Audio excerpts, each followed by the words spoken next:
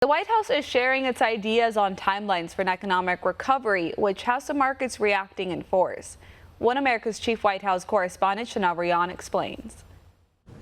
In response to one of the more optimistic data-backed White House briefings to date on Sunday night, the Dow Jones and the S&P 500 opened Monday morning in the green, rocketing to over 5.5% by midday in a record turnaround for the markets. We see light at the end of the tunnel. Things are happening.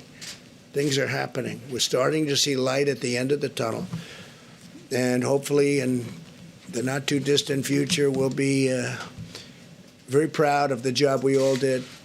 Can never be happy when so many people are dying, but we're going to be very proud of the job we did. The president's task force cited data from Spain and Italy showing 4 weeks of social distancing yielding a decline in the rate of infections for the first time since the outbreak earlier this year. The task force also announced updates for millions of masks, gowns, and protective gear procured in recent days by the federal government and distributed to states in need.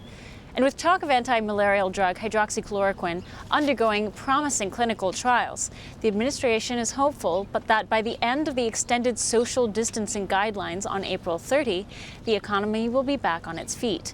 White House economic advisor Larry Kudlow told CNBC as 175 million Americans start seeing their relief checks in the coming days and small businesses procure their payroll protection loans, Kudlow hopes the economic recovery will be sooner than later. I still believe, given our assistance package and hope and maybe prayer that we're in a 4 to 8 week period, we can get a pretty good snapback, okay? A good snapback.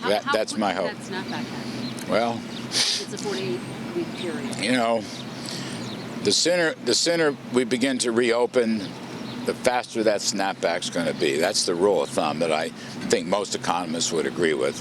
The U.S. Treasury and the Federal Reserve are reportedly discussing plans to purchase small business payroll loans to help faster and further implement the $350 billion made available under the third coronavirus relief bill. Such a move by the feds would allow more banks in America to free up balance sheets and make even more forgivable loans to those in need. So our job is to execute. Let's get it out. I think we're doing okay, frankly. I know there are always a few glitches, but I'd give it an A. And if we need more, we'll ask for more. But let's just sort of day at a time, week at a time. Let's see how this works. The administration predicts that such moves will be essential to helping America get back on its feet once the peak of this virus passes. Rion, One American News, the White House. Want to see more videos like this? Click on the link below and subscribe to One American News on YouTube. And call your cable provider and kindly demand that One American News is added to your lineup. Call and subscribe today.